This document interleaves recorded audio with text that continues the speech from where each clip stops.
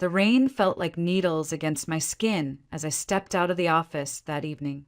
My scarf was barely holding together, and my fingers ached from typing 12 hours straight.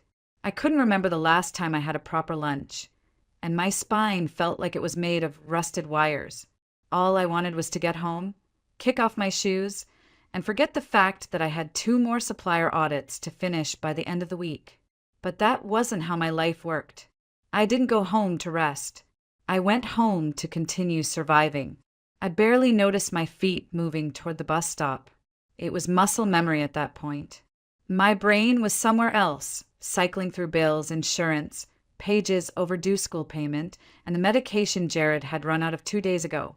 I kept forgetting to pick it up. I kept forgetting a lot of things. When I got home, the apartment was silent. Not peaceful, not warm, just hollow. The kind of silence that reminded you no one cared whether you walked in or didn't. Jared was in his usual place, the recliner in the corner of the living room. Facing the TV, sound barely audible. "Hey," I said as I took off my coat and tried not to drip water on the floor. "Hey," he muttered without turning around. Same tone, same response, same evening, every evening. I walked to the kitchen and filled the kettle, the sound of rushing water louder than anything else in the apartment.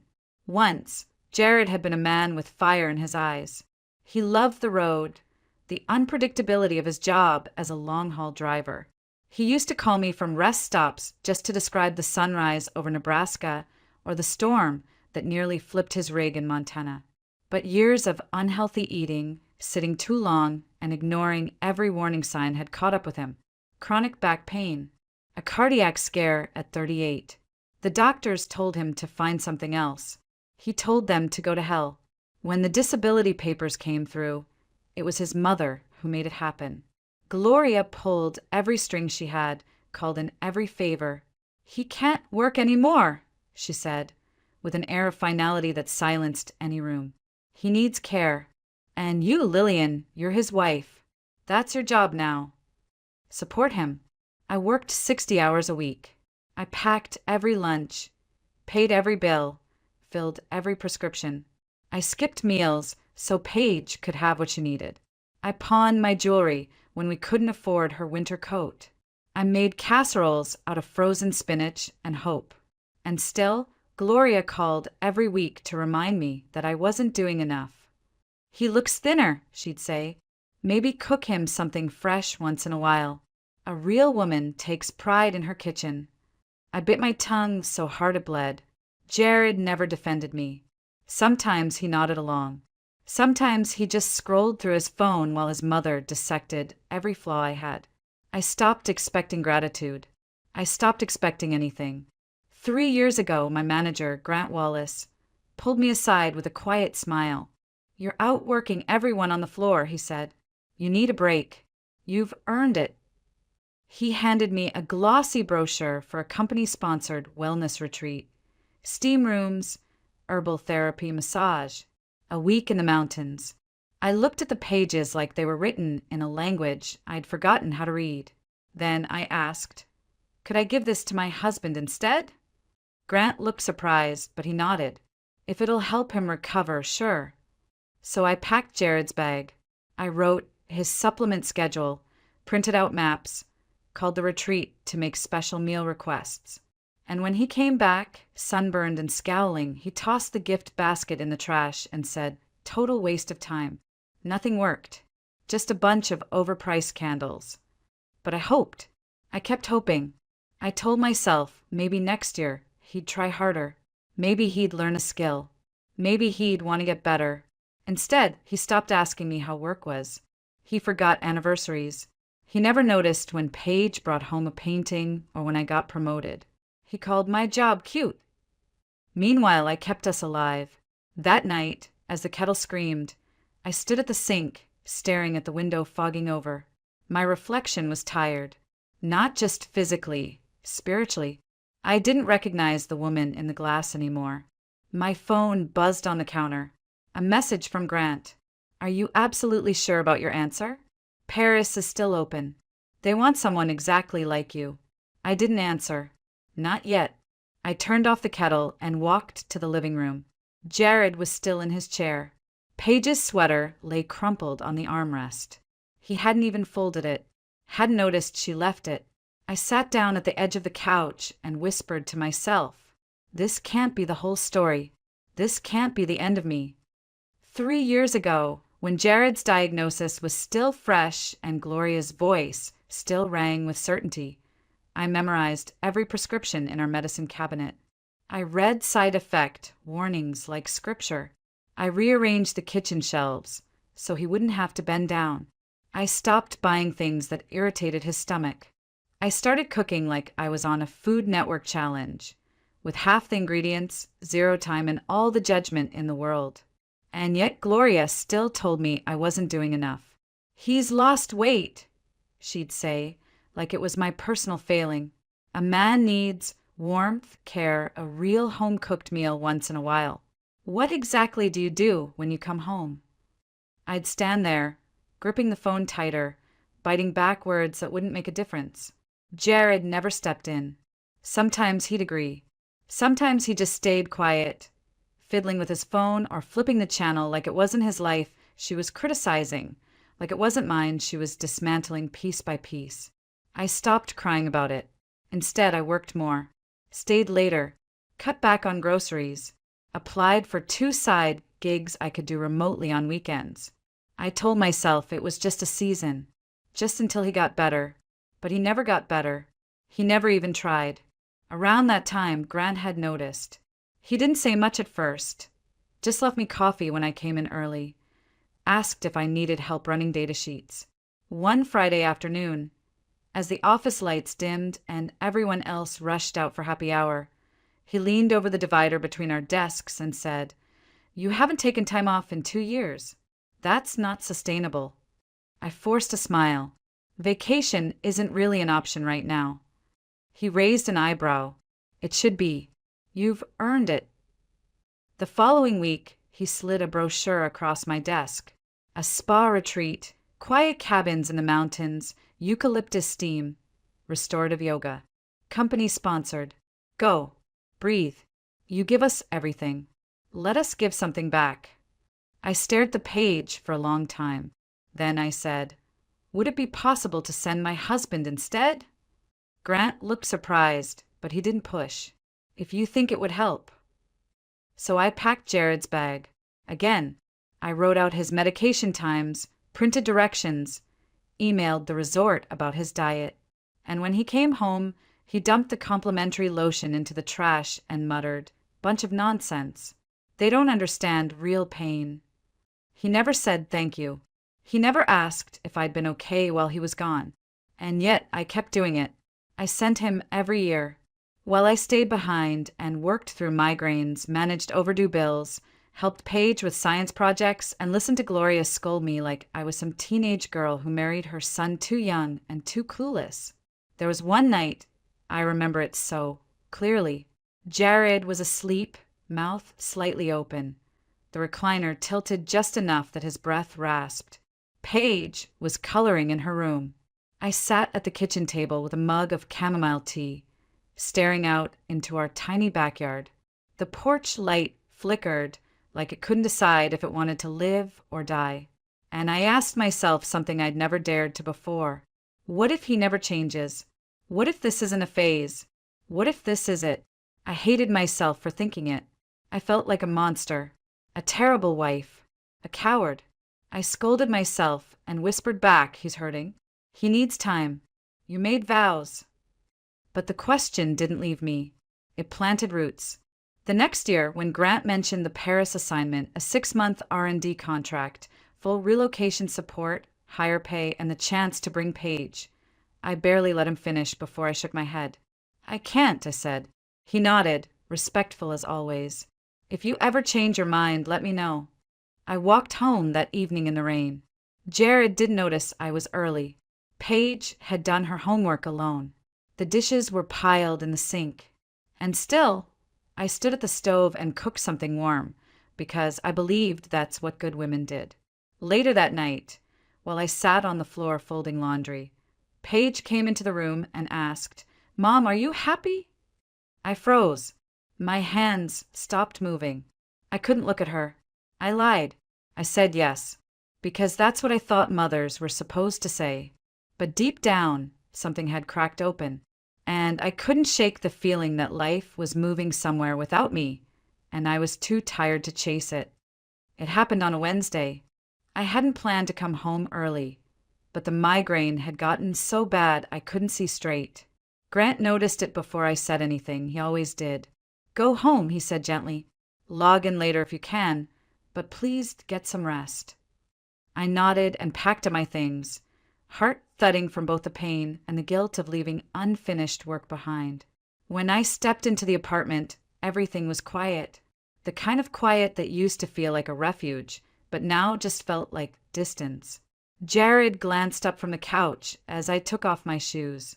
"Paige's headphones came," he said flatly. "Delivery guys downstairs waiting." I was about to go grab him.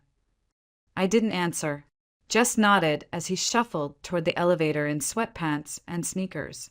He didn't look like someone struggling to move. His back didn't arch, his step wasn't slow.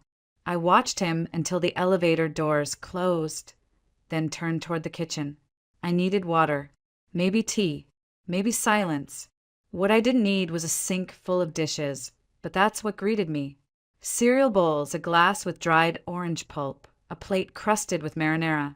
Paige had left in a hurry for school that morning, and Jared, well, he never washed a dish if I was home to do it. I sighed, rolled up my sleeves, and turned on the faucet. The water pressure had been finicky for weeks, but today it surged out like it had a point to make. It splashed against the stack of plates and sprayed the counter. I reached for the sponge just as a few droplets hit Jared's phone, lying face up near the sink. It was a new model. I'd bought it for him just 2 days earlier for his birthday, saving for months in silence. He hadn't even thanked me. The phone vibrated once, then lit up. A voice message began to play automatically through the speaker. At first, I didn't realize what I was hearing. Then Gloria's voice came through, sharp and unmistakable. "I told you, Jared, I don't like this idea of Cassidy moving in while Lillian's still there. It's messy. She's going to figure it out." "Cassidy?" I froze. My hands were still wet, the sponge hanging limp in one. I reached for the phone, and without even thinking, I unlocked it. He hadn't changed the code. Same 4 digits he always used. I tapped into the messaging app. There were dozens of voice memos between him and his mother. Dozens. Some going back weeks. Some days. My hands shook as I tapped on the previous one. Jared's voice filled the kitchen. "Mom, Cassidy's different. She gets me. She doesn't nag. She doesn't guilt-trip me. She actually listens. I'm done with this martyr act Lillian keeps playing. I convinced her not to take the Paris offer. She thinks it's her own choice. But once she's out of the country, it's just me and Cassidy. She'll keep sending money. Guilt's good for that. And Paige doesn't need to know anything." I dropped into the nearest chair. My knees wouldn't hold me anymore. The kitchen blurred around me, like someone had taken my world and twisted it 90 degrees. I couldn't hear anything but his voice, that smug, calculated tone, as if I were nothing but an obstacle, an account, a function.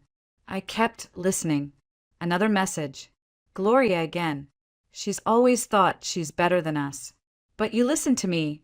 If Lillian finds out you've been faking this pain and letting Cassidy live there, she'll blow it all up. Your disability claim? Gone. Your future? Gone. You think the state won't look into it." And then Jared again. "Relax, Mom. We're not idiots. Lillian's too busy playing Florence Nightingale to notice. She's not going to Paris, remember? And if she does, great. Then she's out of the way. Cassidy, and I can finally have a normal life. Plus, if she files for divorce from overseas, I can probably get a chunk of the apartment, maybe even support payments. I'm the disabled one, remember?"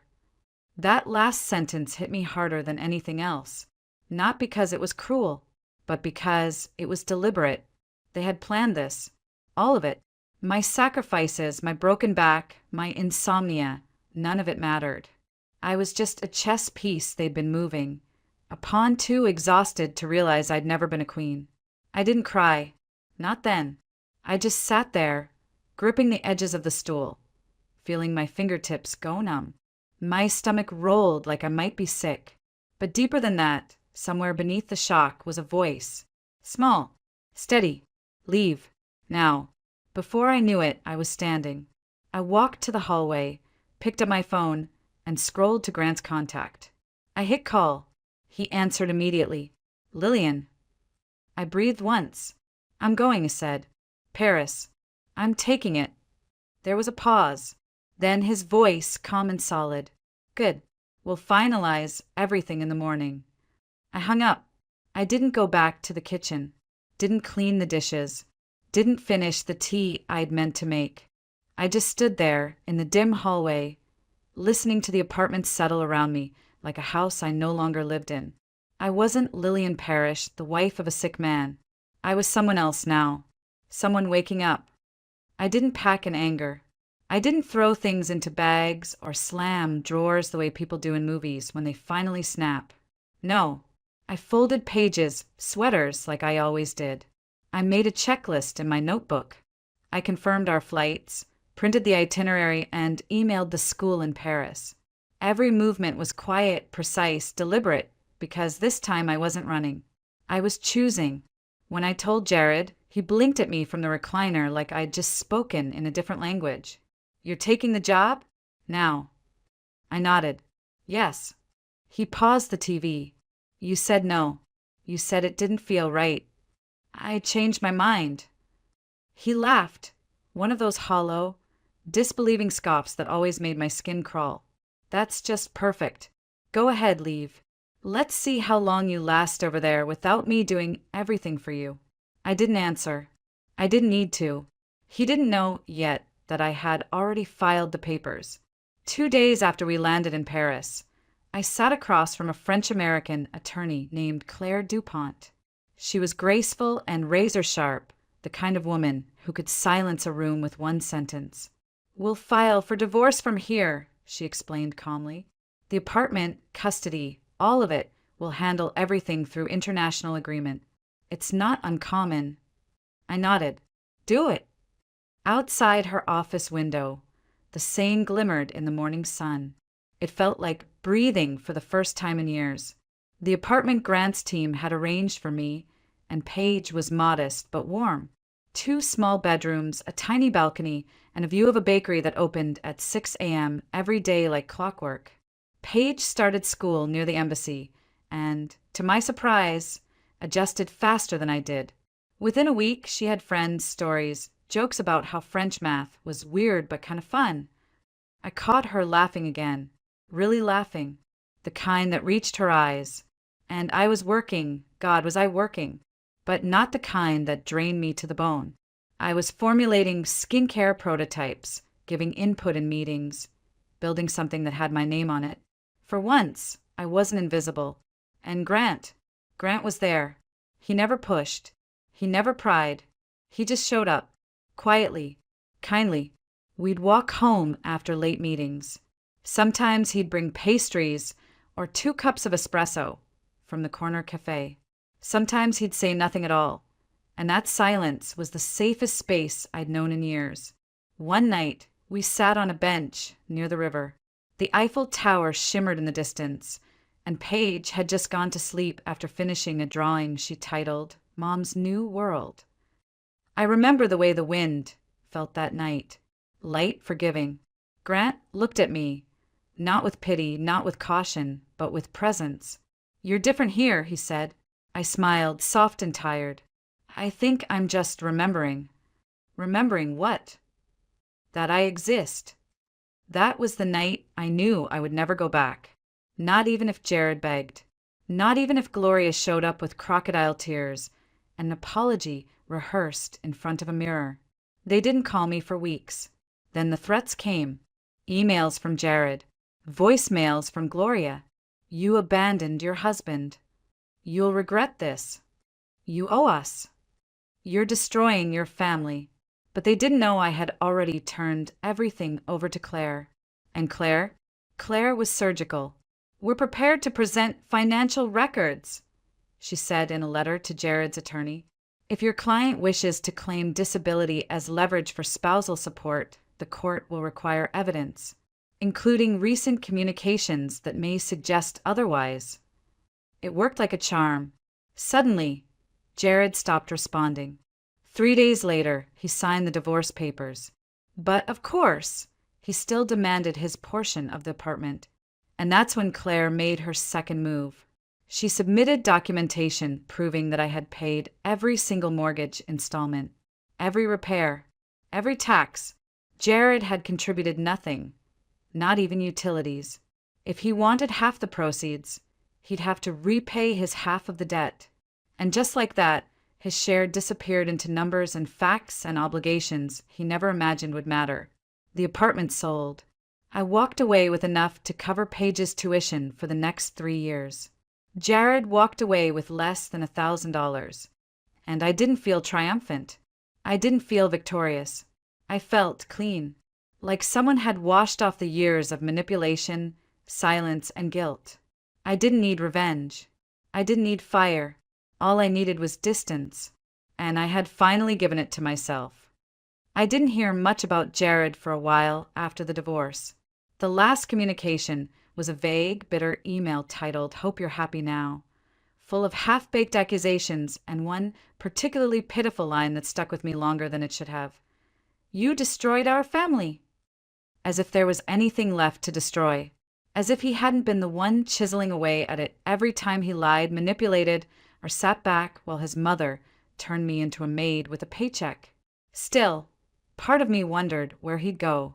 I figured he'd end up back with Gloria. She always swore she'd do anything for him. Always called him her good boy, her brave soldier, as if faking disability and emotionally starving his wife were acts of nobility. And I was right, he did go to her. But from what I heard, it didn't last. He showed up at her door with a half-zipped duffel bag and a cheap wheeled suitcase. She let him in, because of course she did. But the woman who answered wasn't the same Gloria I'd known. She was tired, too old to carry his entitlement anymore, too done with the delusions she helped build. At first, she gave him the guest room, but she didn't cook for him, didn't stock his favorite snacks. She didn't ask how he was sleeping. From what a mutual acquaintance later told me, she barely spoke to him at all. After a few weeks, she started locking the fridge at night. "You eat like a teenager," she told him. "You don't bring an income. You don't clean. What am I supposed to do? Go broke feeding a grown man?" I should have felt something when I heard that. Pity maybe, or satisfaction. But mostly I felt nothing. Jared tried to find work, or so I was told. But after so many years off the record, no one wanted to hire him. His resume had holes big enough to fall into. No references. No certifications. He hadn't even bothered to keep up with basic skills. So he took the only job he could get, manual labor. Construction. Concrete hauling. Lifting steel. Tasks that made his already damaged back scream by noon. But now there were no more doctors to write notes. No more lawyers to bluff. No more wives to carry him. It was just him, gravity, and the consequences of a story he'd written for himself. Meanwhile, Gloria stopped returning his calls during the day. And at night, she muted the TV when he walked into the room. Eventually, she started telling people, "He's not my problem anymore."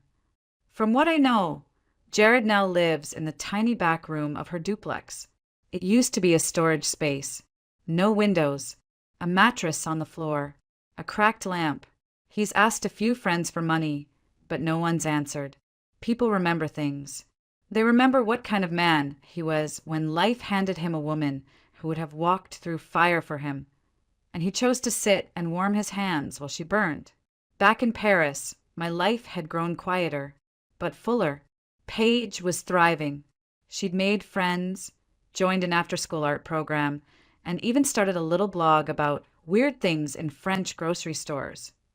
She didn't ask about her father. Not anymore. One night, as we sat on the balcony together, she leaned her head on my shoulder and whispered, You're happier here, aren't you? I didn't lie this time. Yes, I said. I am. She smiled and nodded, as if that answer gave her permission to be happier too. And Grant? He remained steady, present. He never tried to save me, which is probably why I felt safe around him. There was a gentleness to him that didn't ask for anything. We'd walk through little side streets after dinner, and he'd point out things most people ignored. A carved lintel, a rooftop garden, the scent of lavender blooming in a tiny crack in the sidewalk. He didn't need me to be anyone but myself. That, more than anything, taught me what love was supposed to feel like. Not duty, not fear, not sacrifice that left me empty, but stillness, ease, trust. One night, after walking me home from work, Grant paused at the door to my building. He looked at me, not with expectation, but with hope. "When you're ready," he said softly, "I'd like to take you somewhere. Just the two of us. Doesn't have to be far. Just away. Somewhere that's yours." I didn't answer him then, but I remember feeling the warmth of that offer deep in my bones, like something I didn't even know I needed had finally arrived. For years, I'd measured love by how much I was willing to endure. Now I was learning a different formula. Love, it turned out, didn't need to hurt. It just needed to be real. It hit me one morning while I was folding Paige's school uniform. Steam still curling off my coffee mug. The quiet had changed. When I first arrived in Paris, silence felt terrifying, like a void where guilt used to live. Now it felt like a pause, a breath, a gift. I hadn't heard Jared's voice in over 2 months. No emails, no voicemails, no threats. Gloria had gone silent too. The last I heard, she'd told a neighbor he made his bed. Let him lie in it. I imagined her sitting on her old recliner, arms crossed, pretending she hadn't built that bed with her own 2 hands, stuffing it with lies and manipulation. Part of me thought I'd feel triumph, like this was my grand moment of revenge. But I didn't want revenge anymore. I wanted peace. And more than that, I wanted to forget what it felt like to beg for the bare minimum and call it love. Grant came by that evening. He brought wine and fresh bread from the market. Paige had gone to a sleepover, so it was just the two of us. We sat on the balcony, the Paris sky melting into violet and ash. He didn't say much. He never did when I was lost in thought. That was what I loved about him. He let silence exist. He trusted it the way most people feared it. After a while, I turned to him and asked, "Did you ever think I was weak? For staying as long as I did?" He looked at me, his eyes soft and clear. "No, I think you were exhausted, and still trying." I nodded slowly. I think part of me wanted to be the kind of woman who fixes everything, who doesn't give up, who stays no matter what. "You were," he said, "and now you're the kind of woman who saved herself. Both are strong." That night, I cried for the first time in months, not out of sadness, but because someone had finally said what I'd never let myself believe, that I wasn't broken, that I had been enough, even when the people I loved convinced me I wasn't. I used to think love meant endurance. That staying in pain proved my loyalty, that if I just gave a little more, bent a little further, swallowed a little deeper, I'd finally be loved back. But the truth is, real love never requires you to disappear. Jared never hit me. He never screamed. He didn't have to. He made me invisible with 1,000 small silences, 1,000,000 tiny dismissals. He made my pain feel excessive, my exhaustion feel dramatic, my accomplishments feel like luck. He didn't need to break me. He just needed me to believe I wasn't whole to begin with. And I did. For far too long I did. But not anymore. The morning after that conversation with Grant, I booked a weekend away. Just the two of us. A cottage near the lavender fields in Provence. I didn't ask for permission. I didn't need anyone's blessing. I looked at Paige and said, "I'm going away for a few days, sweetheart." She smiled. "With Grant?" I nodded. "Good," she said. "You laugh more when he's around." I almost cried again. We went. We didn't do anything extraordinary. We read books on the porch. We cooked pasta. We walked through fields in silence. One night, I sat in the grass and stared up at the stars and said quietly, I didn't think this was possible. Grant reached for my hand and whispered, it always was. And I believed him, because I was no longer the woman who needed to be rescued. I was the one who got out. I was the one who said enough. I was the one who gave her daughter the version of a mother who didn't cry in locked bathrooms or flinch at phone notifications. Now, when Paige laughs, it doesn't sound like relief. It sounds like joy. Now, when I look in the mirror, I see someone I'd want my daughter to become. And when I think of Jared, if I think of him at all, I don't feel rage. I feel distance, like a bad dream I woke up from, like a house I moved out of, like a name I stopped answering to. For years, I thought choosing myself meant failure. But now I know choosing myself was the most radical act of love I've ever done. Not just for me, but for the little girl who grew up believing love had to hurt, and for the daughter who now knows better. My name is Lillian Parrish, and this time I'm not going back. Ever.